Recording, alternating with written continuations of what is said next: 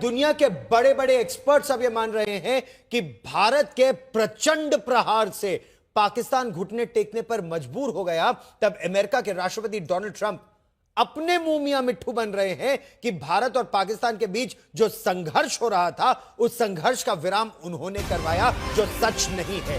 Donald Trump के इस दावे को भारत के विदेश मंत्रालय ने सिरे से खारिज कर दिया है।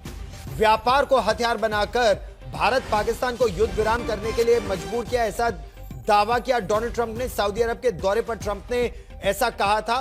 भारत ने दो टूक कहा कि अमेरिका से सैन्य स्थिति पर बात हुई, व्यापार का मुद्दा बातचीत में कभी नहीं उठा, अमेरिका की तरफ से कोई दबाव नहीं था, यह भारत का निर्णय था। From the time of Operation Sindoor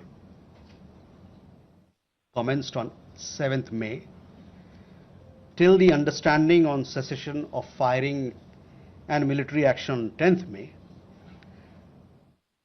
there were conversations between Indian and US leaders on the evolving military situation. The issue of trade did not come up in any of these discussions. On Saturday, my administration helped broker a full and immediate ceasefire, I think a permanent one, between India and Pakistan, ending a dangerous conflict of two nations with lots of nuclear weapons.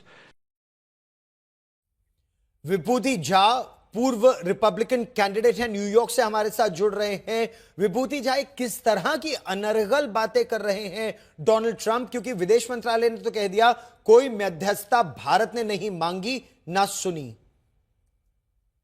नमस्कार गौरव जी। नमस्ते। Trump वही करेंगे जो Trump को करना है, इस बात को हमें समझना पड़ेगा। वो किस तरह का, वो कहते नहीं, अंग्रेजी का फ्रेज है, you have to understand the nature of the beast. An elephant, हाथी, चाहे इंडियन हाथी हो, शांति प्रिय हो, अमेरिकन हाथी हो, हाथी हाथी ही रहेगा।